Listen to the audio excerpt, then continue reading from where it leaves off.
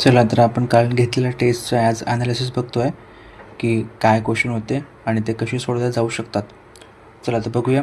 पहिला क्वेश्चन जो आहे तो आहे मूलभूत हक्काशी संबंधित. मूलभूत हक्काची कलम आहे 12 ते 35. आपण बघितलेलं आहे की 12 ते 35 हे मूलभूत हक्काशी संबंधित आहे आणि मूलभूत हक्क हे आहे भाग 3मध्ये. पूर्णपणे भाग आहे 25. आपण त्याच्यासमोर क्वेश्चन आहेत ते बघूया. चला तर हा क्वेश्चन काय म्हणते, आणीबाणीच्या काळात कोणते मूलभूत हक्क निलंबित केले जाऊ शकत नाही. तर याचं उत्तर आहे 2. हे जे 2 आर्टिकल आहेत, अनुच्छेद आहे 20 आणि 21, हे आपल्याकडून कोणीही हिरावून घेऊ शकत नाही, मग ती आणीबाणी का असो ना. चला समोरचं बघूया. खालीलपैकी कोणत्या दिवशी राष्ट्रीय चिन्हे स्वीकारले गेले. तर त्याचं उत्तर आहे 26 जानेवारी 1950. जेव्हा आपण गणराज्य झालो तेव्हा राष्ट्रीय चिन्हे आणि प्रतीके स्वीकारली गेलेली आहेत.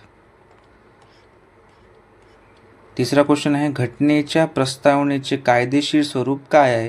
तर काय आहे, तर घटनेची प्रस्तावना जी आहे ती न्यायप्रविष्ट नाही आहे. न्यायप्रविष्ट म्हणजे काय की त्याची अंमलबजावणी होऊ शकते, पण याची जर जो न्यायप्रविष्ट नसतो त्याची अंमलबजावणी करण्यायोग्य नसतात. तर याची जी आहे ही अंमलबजावणी करण्यायोग्य नाही आहे. ठीक आहे. त्याच्यानंतर समोर बघूया. भारतीय राज्यघटनेच्या 10व्या अनुसूचीमध्ये काय लिहिलेलं आहे किंवा काय तरतूद आहे. तर काय तरतूद आहे, तर पक्षांतर बंदी कायदा. तर पक्षांतर केलं तर अपात्रता होते. आपण जी ट्रिक बघितली होती टीयर्स ऑफ ओल्ड PM, तर ओल्डमध्ये जो डी येते तो येते डिस्क्वालिफिकेशनमध्ये. डिस्क्वालिफिकेशन म्हणजे काय, तर अपात्रता. त्यानंतर बघूया. 5वा क्वेश्चन आहे, राज्यसभेचे पदसिद्ध अध्यक्ष कोण असतात. तर कोण असतात, भारताचे उपराष्ट्रपती. यांना उपराष्ट्रपती बनल्यानंतर राज्यसभेचे अध्यक्षपद हे पदसिद्ध दिले जाते. नंतर आहे 6वा क्वेश्चन, भारतीय राज्यघटनेतील कोणत्या अनुच्छेदामध्ये मतदानाचा अधिकार दिलेला आहे. तर तुम्हाला सगळ्यांना माहीत असेल हा जो आर्टिकल आहे 324 हा निवडणूक आयोगाचा आहे, पण याच्यामध्ये मतदानाचा अधिकाराचा काही उल्लेख नाही. मतदानाचा अधिकार जो आहे याचा उल्लेख आहे अनुच्छेद 326मध्ये. ठीक आहे. त्याच्यामध्ये म्हटलेलं आहे की ज्यांनी आपलं कमीत कमी म्हणजे मिनिमम वय पूर्ण केलेलं आहे 18+, ठीक आहे, त्याला मतदानाचा अधिकार राहील. ठीक आहे. पहिले आपलं वय होतं 21+. ठीक आहे. आता तुम्हाला होमवर्क आहे की 21+ वयापासून आपण जे 18+ वयाकडे आलेलो आहे, 18 वर्षानंतर जे आपल्याला मतदानाचा अधिकार दिलेला आहे ते केव्हापासून दिलेला आहे ते बघायचं आहे तुमचं काम. ठीक आहे. चलो समोर जाऊया. राज्यघटनेत किती भाग आहेत. आता भाग आहेत 25. ठीक आहे. 25 याच्यामध्ये ऑप्शन नाही आहे, तर आपण या प्रश्नाला असं घेऊन चालू की किती भाग होते. ठीक आहे. किती भाग होते, तर मग 22 भाग होते. चलो समोर. भारतीय राज्यघटनेची दुरुस्ती पहिल्यांदा कधी करण्यात आली, तर पहिल्यांदा पहिल्याच वर्षी करण्यात आली 1951ला. भारतीय राज्यघटनेने ऑस्ट्रेलियन राज्यघटनेकडून कोणती घटनात्मक तरतूद घेतलेली नाही. कोणती तरतूद घेतलेली नाही. तर एक लक्षात ठेवा, बाकीचं ऑस्ट्रेलिया वाचलं असो की नसो, पण राज्य धोरणाचे मार्गदर्शक तत्त्वे कुठून घेतलेली आहे तुम्हाला पाठच पाहिजे. ठीक आहे. तर हे कुठून घेतलेली आहे आपण, आयर्लंडमधून. ठीक आहे. आयर्लंडकडून घेतलेली आहे आणि आयर्लंडने स्पेनकडून घेतलेली आहे. तर हे खूप इम्पॉर्टंट आहे.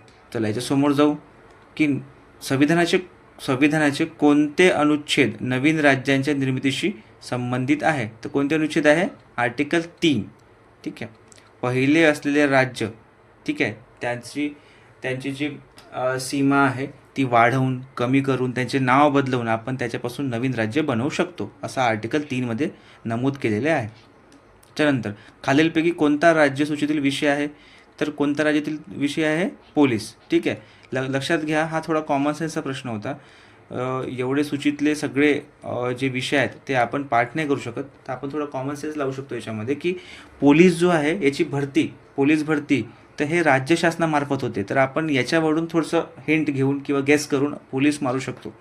ठीक आहे. तर असं पेपरमध्ये कॉमन सेन्स वापरण्याची खूप गरज पडेल तुम्हाला, कारण की प्रत्येक क्वेश्चन हा पेपरमधून आपल्या पुस्तकातून येणार नाही. त्यानंतर राज्यघटनेमध्ये भारतीय नागरिकांच्या मूलभूत कर्तव्यांचा समावेश केव्हा करण्यात आला? खूप इझी क्वेश्चन आहे, बेसिक क्वेश्चन आहे. 1976मध्ये 42वी घटना दुरुस्तीपासून. ठीक आहे, 42वी घटना दुरुस्ती 1976ला राज्यघटनेमध्ये मूलभूत कर्तव्यांचा समावेश करण्यात आला. नंतर आहे 11वा क्वेश्चन. ठीक आहे, 11वा क्वेश्चन काय म्हणतो, आपल्याला कलम जे आहेत त्याच्यामध्ये काय तरतूद केलेली आहे ते डायरेक्ट जोड्या लावायच्यात.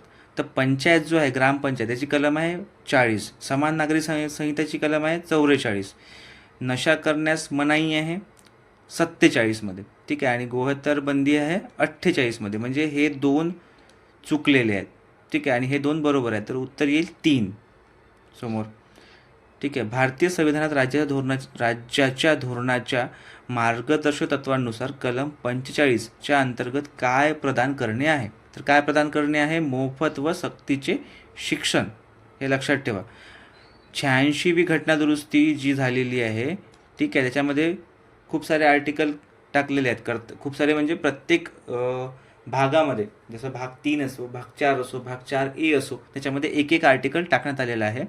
ठीक आहे, आणि एक मूलभूत कर्तव्यामध्ये एक सब आर्टिकल आहे.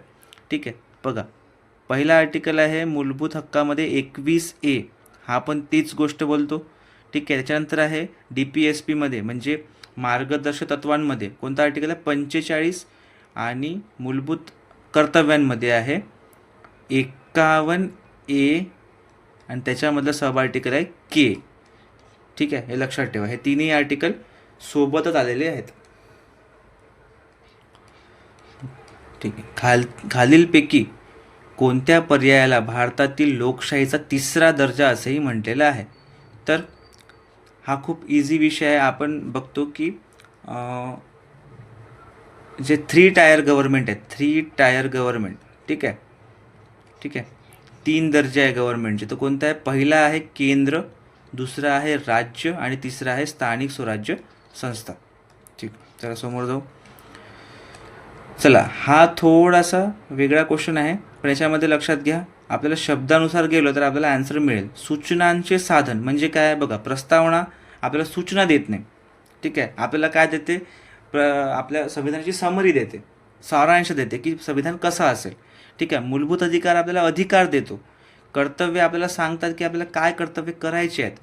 पण हे जे आहे राज्य धोरणाचे दिशादर्शक मार्गदर्शक तत्वे, हे काय देतात? राज्याला सूचना देतात की जेव्हा पण तुम्हाला योजना आणायची आहे तेव्हा या सूचनांचं पालन करा. त्यामुळे याचं उत्तर राहील सेकंड.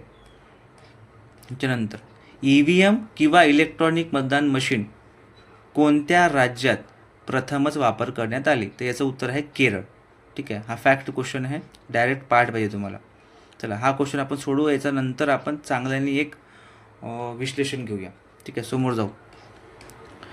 भारतीय राज्यघटनेच्या कोणत्या भागात नागरिकत्वाचा उल्लेख आहे? ठीक आहे, तर भाग 1मध्ये आहे संघराज्य व त्याची राज्यक्षेत्रे, भाग 2मध्ये आहे नागरिकत्व, भाग 3मध्ये आहे फंडामेंटल राईट्स म्हणजे मूलभूत हक्क, आणि भाग 4मध्ये आहे DPSP. ठीक आहे, DPSP म्हणजे राज्य धोरणाची मार्गदर्शक तत्वे. तर आपलं उत्तर राहील कोणत्या भागात? 2ऱ्या भागात, नागरिकत्व. ठीक आहे, त्याच्यानंतर कोणत्या घटना दुरुस्तीने भारतीय संविधानात 9वी अनुसूची जोडण्यात आली? तर हे लक्षात ठेवा, पहिल्या. ठीक आहे, पहिल्या घटना दुरुस्तीने. श्रीमती इंदिरा गांधी यांनी आणीबाणीच्या वेळी लागू केलेल्या डॅश डॅशला लघु संविधान म्हणूनही ओळखले जाते, कारण त्यामध्ये महत्त्वपूर्ण आणि मोठ्या संख्येने बदल करण्यात आले. का बरं लघु संविधान म्हणून ओळखतात? कारण की त्याच्यामध्ये महत्त्वपूर्ण आणि मोठ्या संख्येने बदल करण्यात आले. तर अशी कोणती घटना दुरुस्ती आहे? तर 42वी. याच्यामध्ये ऑप्शनमध्ये फिरवलेला आहे बघा, इथे ए आहे म्हणून ए मारायचं नाही, इथे 2 मारायचं आहे. ए दुसऱ्या ऑप्शनमध्ये आहे. चला समोर जाऊया. चला, काय म्हटलं आहे? भारताच्या संदर्भात खालील विधाने विचारात घ्या. येथे केवळ एकच नागरिकत्व आणि एकच अधिवास आहे. त्याच्या पहिले बघून घ्यायचं की याच्यामधले योग्य बघायचे आहे की अयोग्य बघायचे. तर आपल्याला बघायचे योग्य म्हणजे काय बरोबर आहेत. तर येथे केवळ एकच नागरिकत्व आणि एकच अधिवास आहे, बरोबर. ठीक आहे. जन्माने केवळ नागरिकच राष्ट्रप्रमुख होऊ शकतो, तर हे चुकीचं आहे. जन्माने आणि दुसरं गोष्ट मी तुम्हाला सांगितली होती स्वीकृतीने या दोनही बाबींनी ज्यांना नागरिकत्व मिळते तो राष्ट्रप्रमुख होऊ शकतो. म्हणजे हा चुकला आहे, सेकंड चुकला आहे. बघा, सेकंड चुकला म्हणजे हाही गेला आणि हाही गेला. आता राहिले 2 ऑप्शन. तर तिसरा ऑप्शन काय म्हणतो, एखाद्या परदेशी व्यक्तीला एकदा नागरिकत्व मिळाल्यानंतर कोणत्याही परिस्थितीत त्यापासून ते हिरावून घेता येत नाही, तर हिरावून घेता येते. हे लक्षात ठेवा. मी तुम्हाला सांगितलेलं आहे की जर त्या आपल्याला जे नागरिकत्व मिळते ते 3 प्रकारे हिरावून घेऊ शकतो आपण. पहिला काय आहे, त्याग. ठीक आहे. दुसरा काय आहे, हिरावून घेणे. आणि तिसरं आहे संपुष्टात येणे. ठीक आहे. याच्यावर प्रॉपर व्हिडिओज जर पाहिजे असेल तर आपण समोर घेऊया. आता आपल्याला फक्त ॲनालिसिस करायचं म्हणून एवढंच सांगतो. चला समोर जाऊया. पुढीलपैकी कोणती भाषा राज्यघटनेच्या 8व्या अनुसूचीचा भाग नाही? हा थोडासा ट्रिकी बट इझी क्वेश्चन होता, कारण की हा जो पर्शियन आहे हे आपल्या भारताची भाषा जास्त करून नाही आहे. ठीक आहे. भारतात बोलली जात नाही, ही बोलली जाते इराणमध्ये. लक्षात ठेवा, इराण, ज्याचं आता युद्ध सुरू आहे इस्रायलसोबत. ठीक आहे. याला पहिले पर्शिया म्हणायचे. भारतीय राज्यघटनेच्या अनुच्छेद 300A, ठीक आहे, 300A हा कशाशी संबंधित आहे? ठीक आहे. लक्षात ठेवा, मालमत्तेच्या अधिकाराशी. मालमत्तेचा अधिकार पहिले फंडामेंटल राईट होता. फंडामेंटल राईट म्हणजे मूलभूत हक्क होता, पण आता तो लीगल राईट झालेला आहे 300A नुसार. ठीक आहे. चल, त्यानंतर 25वा क्वेश्चन. भारतीय राज्यघटनेतील खालीलपैकी कोणते अनुच्छेद शोषणाविरुद्धच्या अधिकाराशी संबंधित आहे? तर कोणता अनुच्छेद आहे? तर अनुच्छेद 23 आणि 24. लक्षात ठेवा, 23 आणि 24 हे अनुच्छेद जे आहे हे शोषणाविरुद्धच्या अधिकाराशी निगडीत आहे. भारतीय राज्यघटनेचा कोणता भाग भारताचा मॅग्ना कार्टा म्हणून ओळखला जातो? बघा, या मॅग्ना कार्टामध्ये अजून त्याच्याबद्दल वाचायला जाऊ नका. लक्षात ठेवा सिम्पली की मॅग्ना कार्टा म्हणजे हा सर्वात महत्त्वपूर्ण डॉक्युमेंट असा त्याचा अर्थ होतो. मॅग्ना कार्टा म्हणजे तर कोणता भाग आहे? 3. लक्षात घ्या, सर्वात इम्पॉर्टंट आणि महत्त्वपूर्ण असा भाग आपल्या राज्यघटनेमध्ये एकच आहे, भाग 3. ठीक आहे. चल, जगातील सर्वात लांब लिखित संविधान कोणत्या देशाचे आहे? ठीक आहे. याच्यामध्ये विचार करायच्यासारखी गोष्टच नाही आहे, भारत आहे. ठीक आहे. ई गव्हर्नन्स म्हणजे काय? कॉमन सेन्सचा प्रश्न. तंत्रज्ञानाद्वारे चालवलेले प्रशासन. ठीक आहे. संविधानाच्या संदर्भात अंतरिम केंद्रीय घटना समितीच्या उद्घाटनाच्या वेळी खालीलपैकी कोण अध्यक्ष होते? तर कोण अध्यक्ष होते तात्पुरते? सच्चिदानंद सिन्हा. आणि हे जे आहेत राजेंद्र प्रसाद, हे काय होते? परमनंट, कायमस्वरूपी अध्यक्ष होते राजेंद्र प्रसाद. ठीक आहे. याच्यामध्ये अजून एक गोष्ट लक्षात ठेवण्यासारखी आहे की हे जे तात्पुरते अध्यक्ष निवडण्याची जी पद्धत आहे ती आपण भारतांनी फ्रेंचकडून घेतलेली आहे, फ्रेंचकडून. ठीक आहे, फ्रेंचकडून. आणि याच्यामध्ये काय निवडलं जाते? त्यावेळेचा सर्वात वयस्कर व्यक्ती हा तात्पुरते अध्यक्ष म्हणून निवडला जाते. ठीक आहे, हे लक्षात ठेवा. भारताच्या राज्यघटनेची कोणती परिशिष्ट पंचायत राज व्यवस्थेशी संबंधित आहे? तर परिशिष्टाची सरळ सरळ ट्रिक आहे, टीयर्स ऑफ ओल्ड PM. ठीक आहे. शेवटी काय आहे? PM. म्हणजे हा 11वा आणि हा 12वा. 11वा आणि हा 12वा. तर 11वा काय आहे? P म्हणजे पंचायत, म्हणजे 11वे परिशिष्ट. लडाख कोणत्या उच्च न्यायालयाचा अधिकार क्षेत्रात आहे? हे जरी तुम्ही वाचलं नसेल तरी लक्षात घ्या की लडाख हा जम्मू काश्मीरपासून आता सध्या वेगळा झालेला आहे. 5 वर्ष झाले त्याला, 2019ला.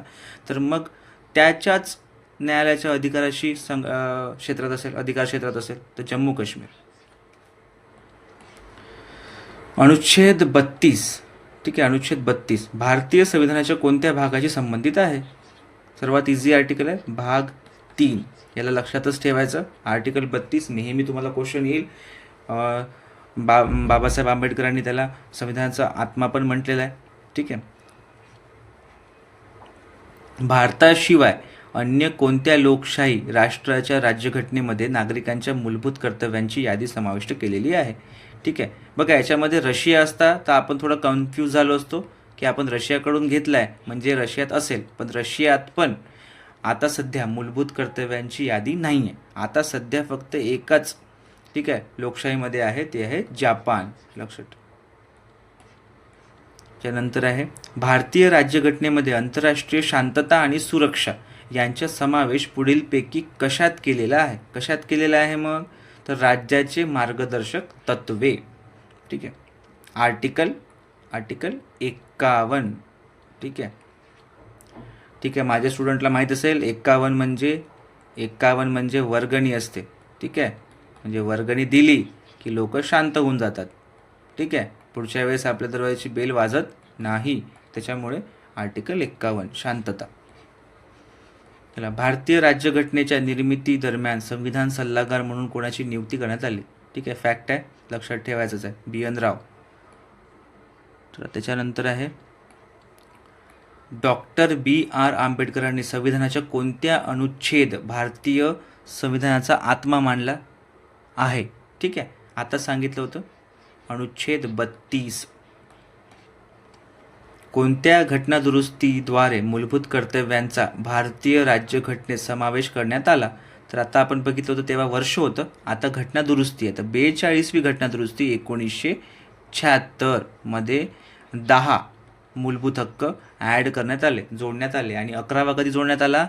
मग 11वा कोणता आहे? आत्ताच मी तुम्हाला सांगितलं होतं 51 A आणि K. ठीक आहे, हा जो आहे हा कशाबद्दल संबंधित आहे? Right to education. ठीक आहे, तर तो आला 86वी घटनादुरुस्ती 2002ला. ठीक आहे, आणि बाकीचे जे 10 आहे पहिलेचे ते कधी आले? 76.